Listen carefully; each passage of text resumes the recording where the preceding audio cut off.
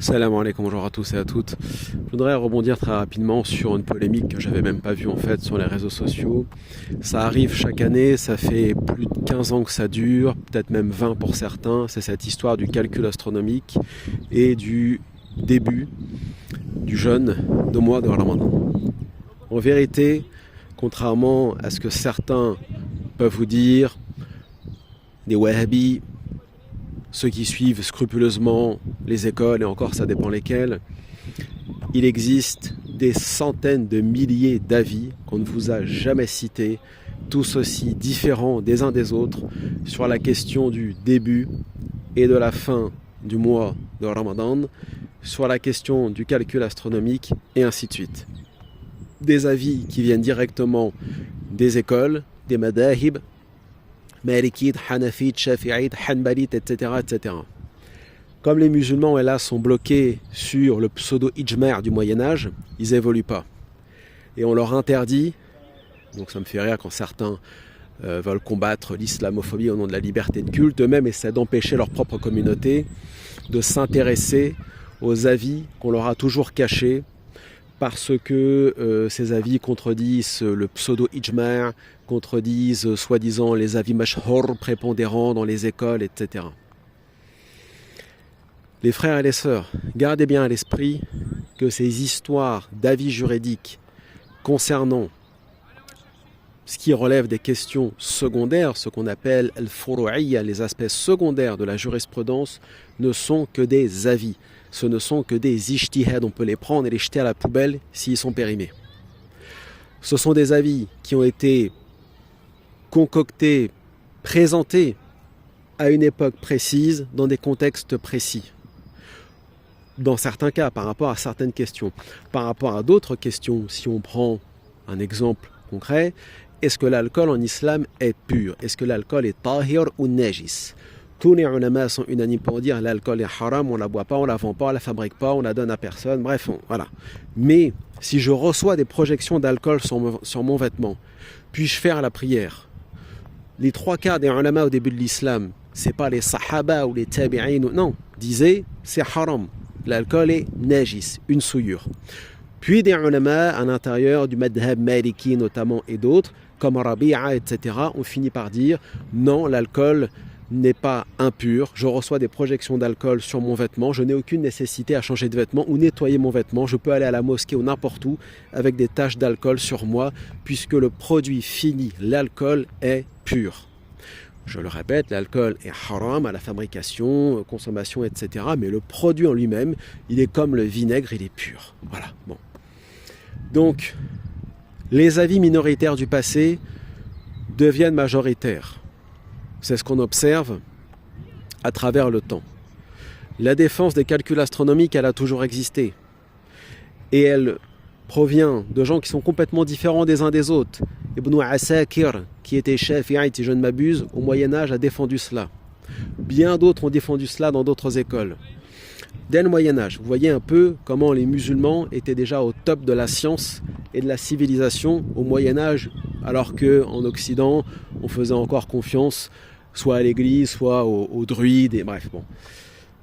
Avec le temps, bien des ulama, issus même de doctrines que je condamne, que je rejette, comme le wahhabisme, comme Ahmed Shakir, le muhaddis égyptien, a défendu le calcul astronomique lui aussi. Comment on doit interpréter cela? Le calcul astronomique, c'est un moyen, une facilité qu'on a pour déterminer les phases lunaires. Si vous considérez que les calculs astronomiques ou les calculs tout court ne peuvent déterminer la pratique de l'islam, eh bien très bien, vous observez, mais vous n'imposez pas votre avis aux autres. Et puis à ce moment-là, vous abandonnez aussi vos calendriers d'horaires de prière, que ce soit ceux de l'IOF, de la Grande Mosquée de Paris, du Diyanet et ainsi de suite. Pourquoi? Parce que ces gens-là, quand vous priez, vous vous basez bien sur des calculs. Les horaires de prière sont calculés, que ce soit Subh, Dohr, Asr, Maghrib, Isha, tout est calculé. Donc c'est quand même pas très logique. La position qu'on doit avoir vis-à-vis des calculs astronomiques, c'est comme pour tout par rapport à la science. C'est une facilité, c'est un progrès. On doit saisir cette opportunité et on doit avancer parce que l'ijtihad évolue. Si malheureusement des observateurs n'observent pas avec des matériaux modernes, puisque sortir regarder à l'œil nu comme si on était encore il y a 3 milliards d'années, je vois déjà ceux qui vont nous dire vous critiquez la sunna, vous critiquez les hadiths, mais à ce moment-là vous êtes en train de dire que tous les ulama de sunna du Moyen-Âge qui ont défendu les calculs astronomiques critiquaient la sunna et les hadiths, ceux qui étaient shafi'ites, hanbalites, malikites, etc. Vous ne savez pas de quoi vous parlez, il est là le problème, vous ne connaissez pas l'histoire de l'islam, l'histoire du fiqh, la progression dans le fiqh, l'histoire de l'ijtihad, la progression dans l'ijtihad, l'histoire de la fatwa, vous ne connaissez rien, c'est ça le problème. Vous parlez avec des guignols sur internet qui vous balancent des avis comme ça, minoritaires, planqués sur des sites, c'est pas le réel ça, c'est pas la science, c'est pas ça la connaissance. Autre chose, on ne base pas son din sur des riwayat, sur des hadiths ahad. Moi je reste stupéfait, plus de 1500 ans après, que les ulama qui ont tous dit à l'unanimité que les hadiths ahad ne sont pas des preuves, que ce soit dans l'aqidah, et ne sont pas une yaqiniyat, une certitude dans le fiqh, continuent quand même de dire que ceux qui les mettent de côté sont des kuffars, des murtad, des apostats, des indiques et ainsi de suite. C'est de la schizophrénie. Des ulama expliquent, par exemple, le jeûne, qu'il y ait un ijma' ou pas pour savoir à quel moment on le commence, à quel moment on l'arrête, c'est pas un problème. Pourquoi c'est pas un problème? Parce qu'en fonction de l'observation ou en fonction des calculs, il y a ceux qui vont commencer le 29 du mois précédent ou ceux qui vont commencer le 30 ou voilà. Et pareil pour la fin. On ne sera pas jugé là-dessus. On sera jugé sur notre intention, sur le jeûne. Vous avez accepté le jeûne du mois de Ramadan, très bien.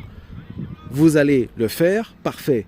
Vous vous êtes basé sur une certaine observation, certains calculs. Vous avez commencé telle date ou c'est pas un problème. Mais une chose intéressante quand même.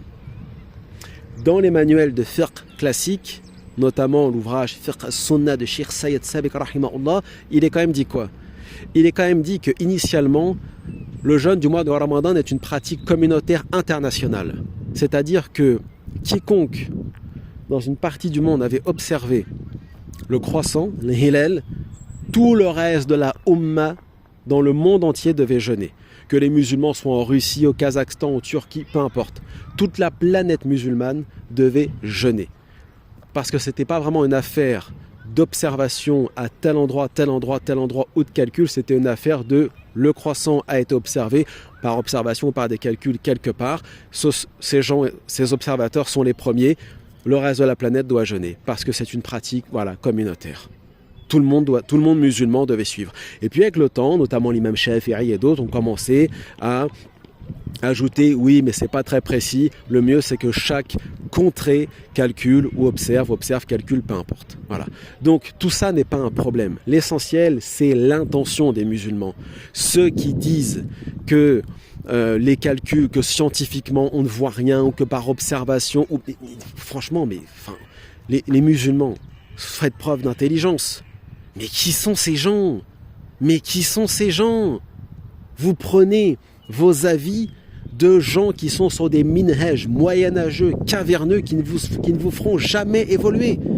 On n'ira nulle part avec le wahhabisme, on n'ira nulle part avec le sunnito-chiisme ultra-orthodoxe. On avancera avec les gens de l'ijtihad, avec les gens du aql, de la raison et de l'intelligence. Ce sont les réformistes, l'avenir de l'islam. Quand je dis les réformistes, je ne parle pas des Chalroumi, etc. Je parle de ces ulama intelligents qui n'ont pas hésité une minute sur tous les sujets secondaires à produire un ijtihad, même choquant, même dérangeant, même provocateur. Il faut provoquer, il faut faire de la provocation. Il n'y a que comme ça qu'on tirera la Ummah vers le haut. Parce que tant qu'on restera avec des individus, des ulama, des chouyours, qui ont un minhaj de talibans et qui, encore une fois, il ne faudra pas venir se plaindre de l'islamophobie après. Parce qu'en 2024, des ulama et des musulmans qui disent que la démocratie c'est du kufr, que les kuffars ne sont pas libres en terre d'islam d'avoir une église ou une synagogue. Après, il ne faudra pas chialer ici en Occident. Les Occidentaux se réservent le droit de faire ce qu'ils veulent de vous, comme vous vous permettez de dire la même chose et en pire dans vos bleds. Il ne faudra pas pleurer. Il faut qu'on soit cohérent avec nous-mêmes à un moment donné. Tu peux pas dire en France on veut la démocratie, l'islamophobie, et puis au bled dire ah non on veut la charia comme ci comme ça du Moyen-Âge. Faudra pas pleurer. Faudra pas pleurer. Parce que c'est de la schizophrénie. Tu ne peux pas demander à des gens de faire avec toi ce que toi tu ne veux pas faire avec eux. Et puis il faut être cohérent aussi par rapport au Coran. Pourquoi vous les musulmans vous dites ce que vous ne faites pas aussi? À un moment donné, vous avez des principes, soi-disant, vous en parlez dans vos prêches et ainsi de suite, tous les Jumu'ah, etc. La liberté, et puis après au bled, c'est quoi? C'est la prison, la torture? Stop. C'est de la schizophrénie. Pareil pour les avis juridiques, c'est de la schizophrénie. Il faut évoluer, il faut avancer. Évoluer, avancer, les frères et les sœurs. Ça ne veut pas dire se renier. On a des fondamentaux, on a des obligations. On a 5 prières, Ramadan, etc. On a des fondamentaux. On a un aqidah, on a un minhaj. Mais à un moment donné, toutes ces questions d'ordre secondaire, c'est pas notre din, c'est que du secondaire. Par ailleurs, tout ce qu'on vous a enseigné toute votre vie par rapport à Sharia, par rapport à des notions comme Dar ul-Islam, État islamique, Mujtama' islamiya, société islamique, tout est à revoir parce que c'est une catastrophe. Y compris même sur des questions comme la démocratie ou ainsi de suite. Ça pourrait prendre des heures, vous voyez, à chaque fois on dévie du sujet, mais voilà. Tous ceux qui dans les mosquées, dans les salles de prière ou ailleurs, viennent vous dire que des gens comme moi ou comme d'autres, on est des mortels ou des kofaru, restez avec eux.